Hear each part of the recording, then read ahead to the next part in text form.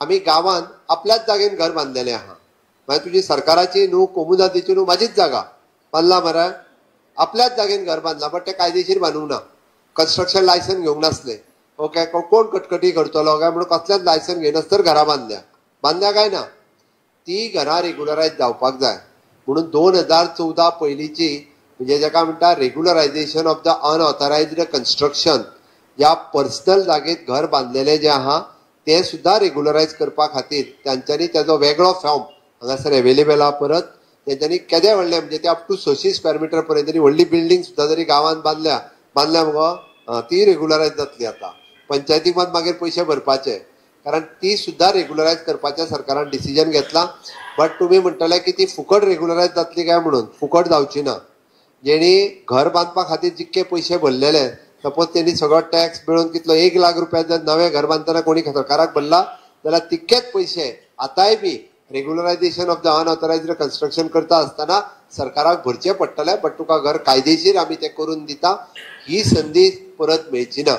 आता आमी म्हणटले घर आपले कायदेशीर कित्याक करचे. घर कायदेशीर 2 गजाली खातीर करचे. आपल्या घराचेर चुकून सुद्धा केन्ना डेमोलिशन येवचे न्ही म्हणून करचे. आणि दुसरे आपल्याक जेन्ना आपल्या घराचो उपयोग आहा केन्नाय जर आमी लोन काडटले जरी आसत जाल्यार आपल्या घराचे पेपर जर आपूण बँकेन घेवन गेले जाल्यार आमकां विथ मिनिमम कॉस्ट तेजे लोनूय मेळटा. आमकां घर जर बांदपाचें जालें जाल्यार त्याच घराचें लोन घेवन आमकां बांदपाची संद आसा. हांवें जी सनद सर्टिफिकेट सांगली ती जर तुमी आतां सनद सर्टिफिकेट जर काडूंक वचत जाल्यार तुमकां 5 ते 6 डिपार्टमेंटांनी वचूंक जाय.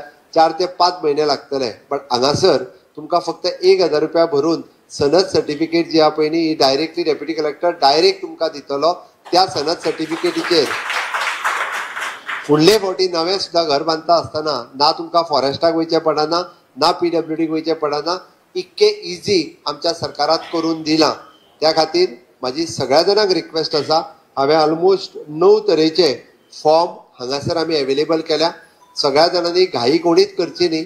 जो कावंटराचेर ज्या टेबलाचेर ते अनाउन्स करतले नाल्यार कितें जातलें मुख्यमंत्री गेल्या उपरांत सामकी घाई पडली गडबड पडली ना. आमचो सगळो स्टाफ दनपार मेरेन हांगासर 2 जायसरय बसतलो. पण तुमकां फॉर्म दिल्या शिवाय आमी वयचे ना. जेका कोणाक मागीरूय बी म्हणजे आमच्या डेप्युटी कलेक्टर हेजे कडेन अवेलेबल आसतले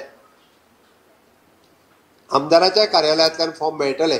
बट तुमी रितसर येवन आपलो फॉर्म भरून आपूण तो सबमीट करप गरजेचें आसा. आमदाराचें ऑफिस एका कंप्लिटली जे डॉक्युमेंट जाय ते सगळे तयार करून जाय ते तुमकां सगळ्या जाणांक मदत करतले. राजकारण आतां पर्यंत खूब जाणांनी केलें. समाजकारण कोणी करूंक ना. लोकांचें घर सारकें करपाचें काम कोणी करूंक ना. लोकांचें घर रितसर करपाचें काम कोणी करूंक ना. हांगासर लोकांक म्हणजे आमी जशें म्हणटा सदांच टांगती तलवार तेंच्या दवरून लोकांनी राजकारण केल्लें आसा. आमकां तें करपाचें ना. आमकां सामान्य मनशाचें घर हें तेजें घर ताच्या नांवार करून दिवपाचें आसा की जेणे करून सुखा समाधानात तो रावपाक शकतलो. म्हणून म्हज्या सरकारान म्हजें घर ही योजना जी हाडल्या ही तुमच्या खातीर हाडलेली आसा. सामान्य मनशा खातीर हाडलेली आसा. आनी तेंच घर ताच्या नांवार करून दिवपाक आमी ही योजना हांगासर राबयता.